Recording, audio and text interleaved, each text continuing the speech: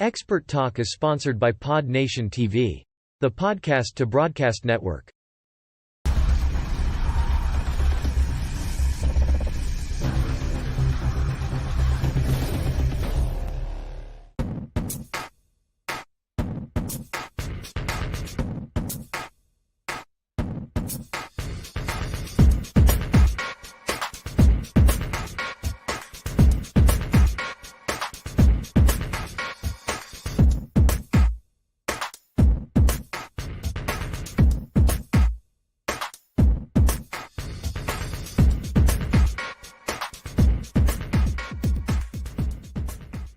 Hey everybody, welcome to the show. You know where you are, the Expert Talk with me, Tigo. And you know if you're sitting there watching right now, Tigo's got a major expert coming up. And today is no different.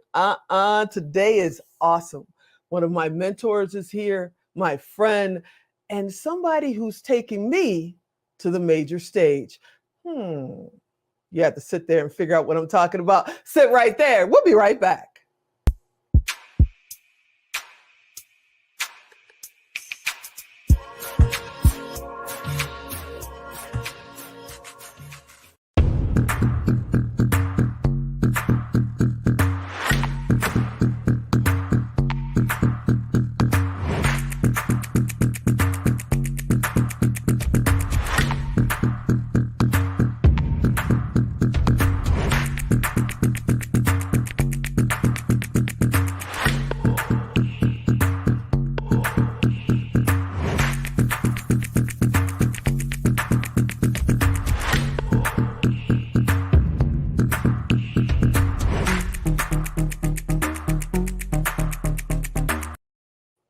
Hey everybody, welcome back. Yeah, you heard me right. My mentor is here.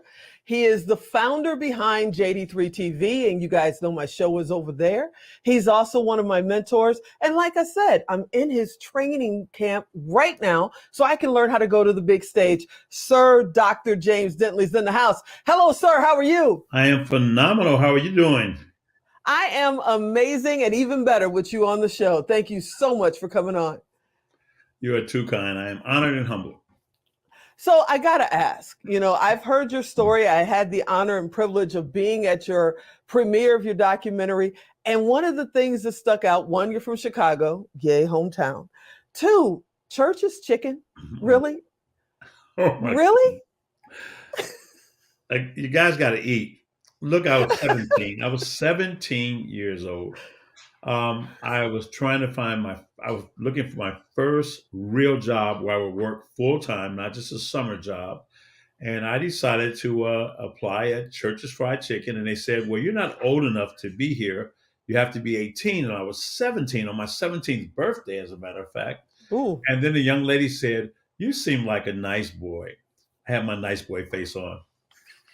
You seem like such a nice boy. I'm going to tell Martha Gleason, the manager, to hire you. And she did. She changed it to 18. And I worked from 6 in the evening to 2 in the morning. I got off at 3 in the morning, got home at 3:30 in the morning, and went to school at 8:30 in the morning for 2 years. Wow. Yeah, and not only did you work at Church's Chicken, you became one of the youngest managers in history, I hear. Yes, I was the youngest manager in the history of the company at that time. I was 18, and you're supposed to be 18 just to be hired.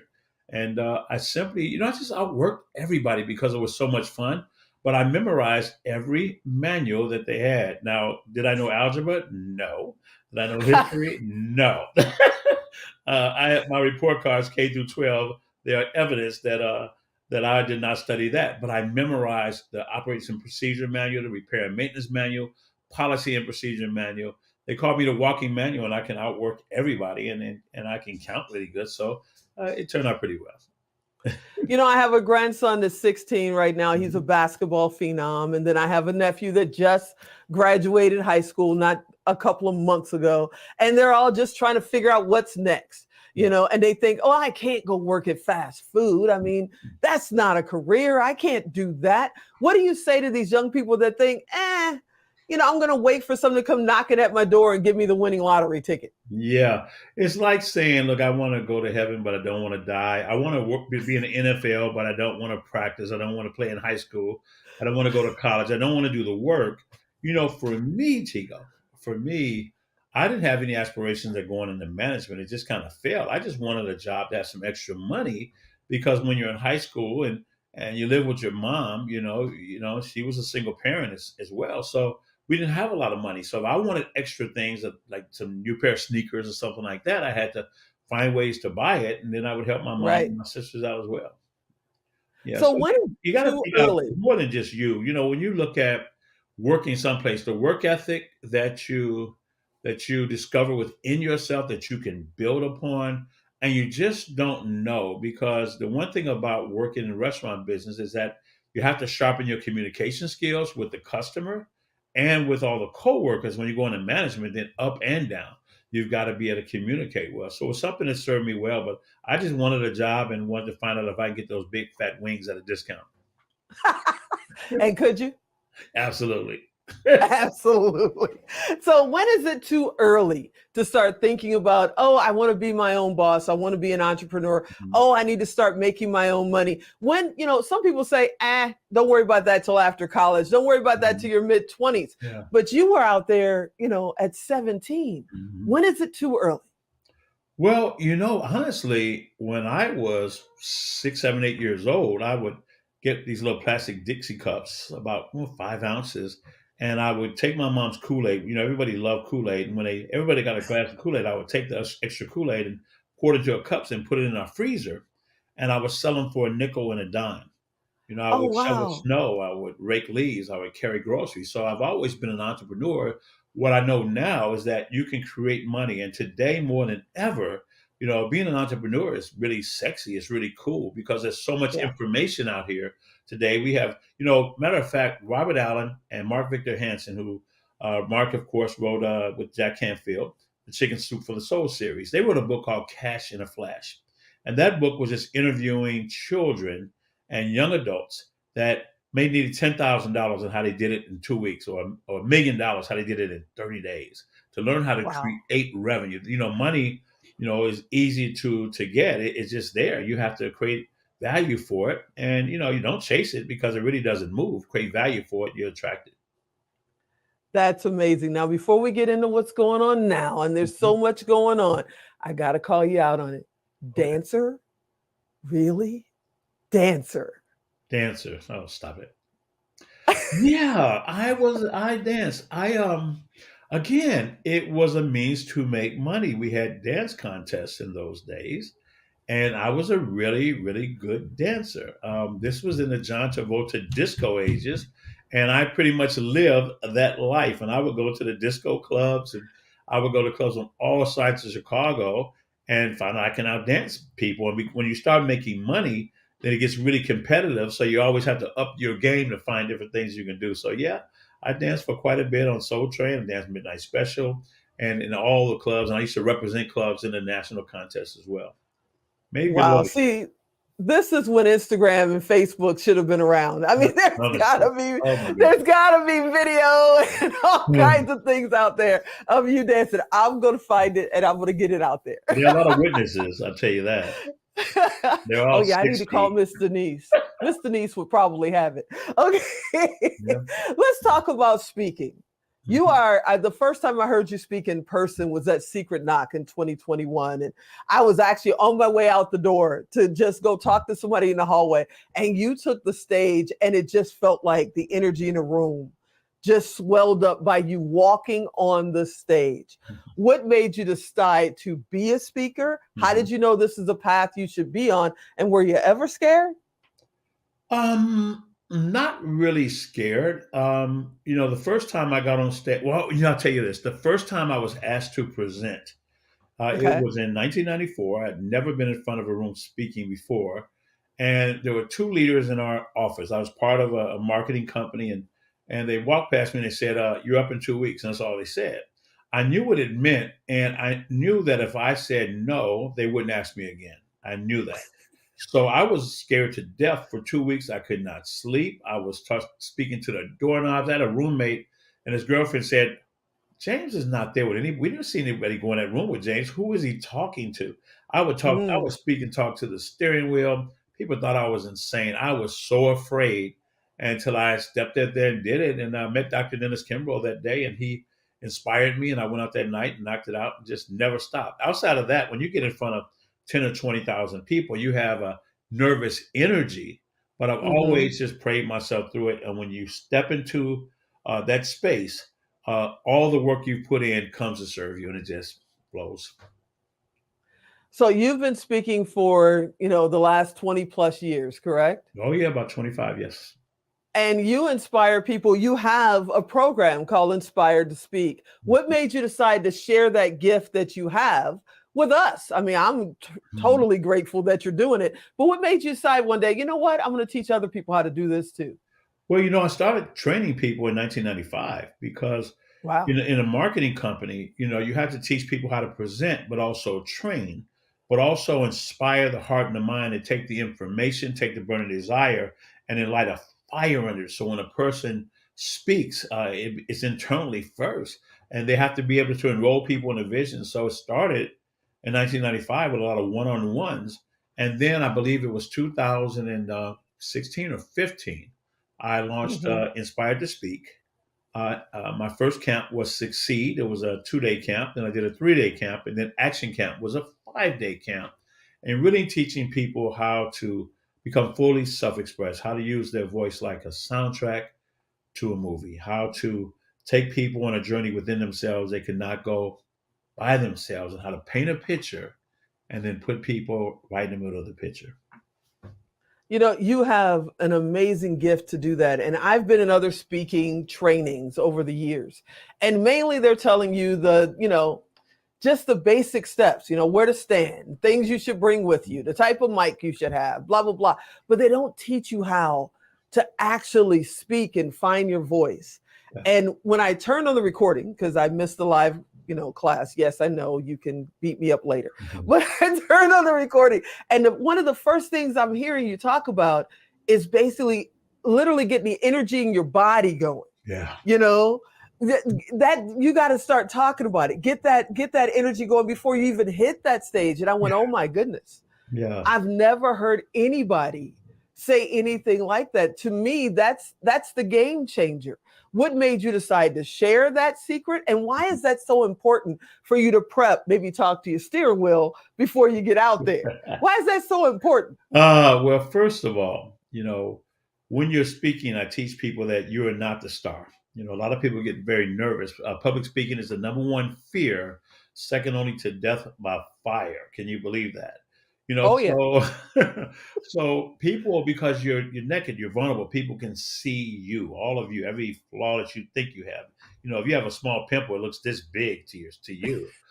So so you don't want to go out. A lot of people have canceled dates because of a little small pimple. So the first thing is that you're not the star, you're the director. The audience is the star. It cannot be about you. If there's fear, you're worrying about you. The second thing to remember is that in the land of the blind, the one-eyed man is king. No one knows what you're supposed to say in the first place.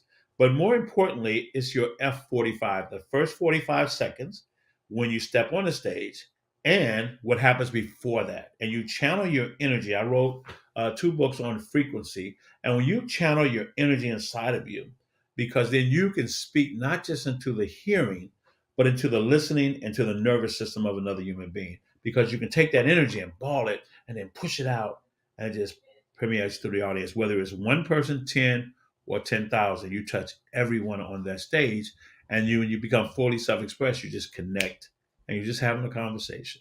It's a lot of fun. That's amazing. That's amazing. And that's how I've always felt, but I've never had anyone say, yep, you're going in the right direction. Mhm. Most of the speaking things are telling you what to wear. Oh God. Wait a minute. Well, but also the psychology. There's a psychology to how you use your voice. It's a psychology to when you use a poem or a rhyme, when you take your voice up or down. You use your voice to get soundtrack to a movie, but also you have to understand the personality traits so you can speak to people where they are and to their listening. Because if I'm speaking a language that is totally opposite than the way you want to receive it, If I'm Mm-hmm. speaking a lot of hype and a lot of fun, you're very analytical, I'm going to lose you. If I'm speaking Mm-hmm. very factual and very analytical, and you're a gregarious person, a free spirit, your behind's going to go to sleep and you're going to check out on me. So the key is, how do you paint? So you touch all the people, whether they want to nurture, whether they want to win, whether they want to learn, or whether they want to have a good time. You take all that and create an experience, and you anchor the experience into the message. That's amazing. So this is airing right now. It's November 2nd, 2022. Somebody may be watching this in 2035, or they may be watching it this December. But right now you have a speaker camp going on. I'm so Mhm. happy to be a part of it. And I'm assuming that you're going to do this again. So if people want to know more about your speaker camp, how do they go about that? Well, they can reach out to my team at info@jd3media.com, info@jd3media.com, or they can reach out to me directly on social media, James Dentley, or they can reach out to me. Well, James Dentley would be fine. It's social media. I'm on every handle, so whether it be Facebook or LinkedIn or whatever, Instagram, everything's there. So just reach out to James Dentley, and my team will get back with you, and we'll really talk to you and find out if this is a great fit for you.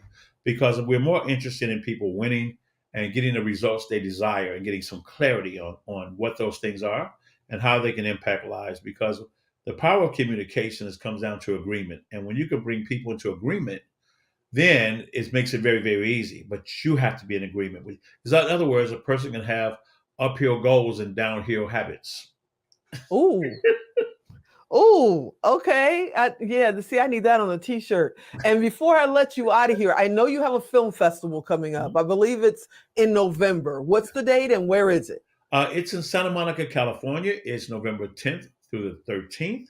It is the Ethos Film Festival in Santa Monica. And now we just created a deal. So now we have the JD3 Cinema and TV Festival, and we will be in collaboration every single year. But this year we're in partnership with Ethos.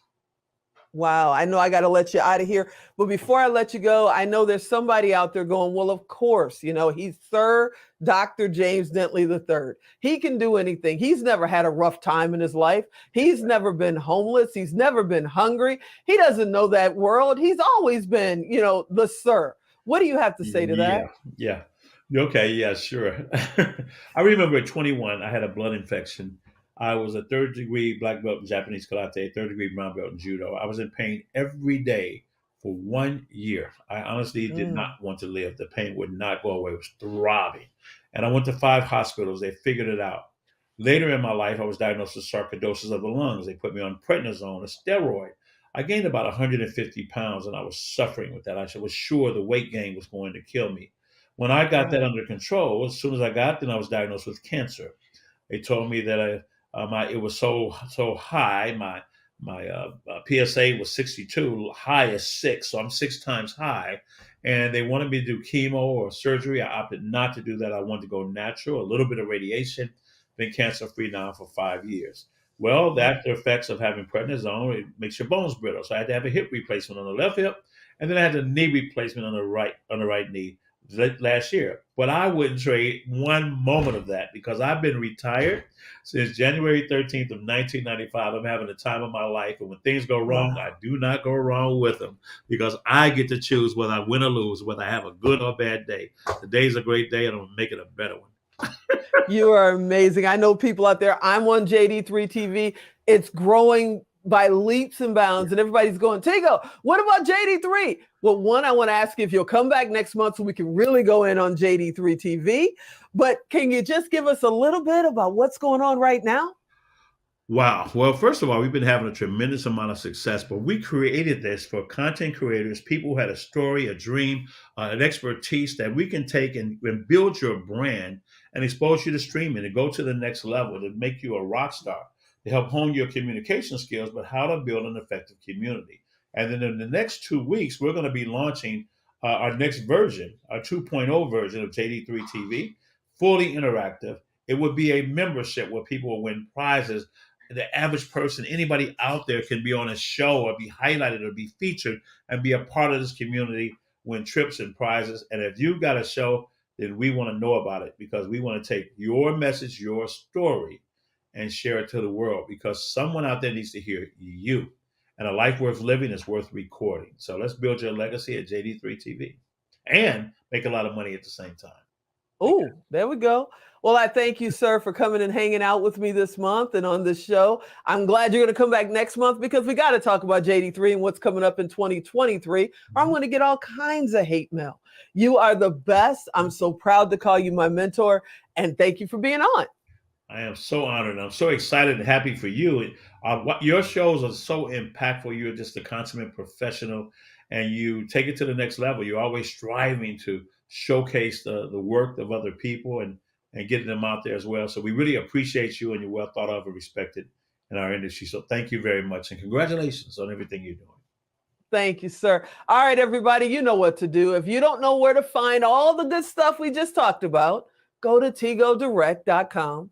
Type in James Dentley, type in Sir Doctor, type in JD3 TV. He's coming up. Send him a message, reach out to him, or visit one of the websites that's listed. It costs you nothing. It costs him nothing. It's our way to make sure that you can stay connected with these amazing trailblazing experts.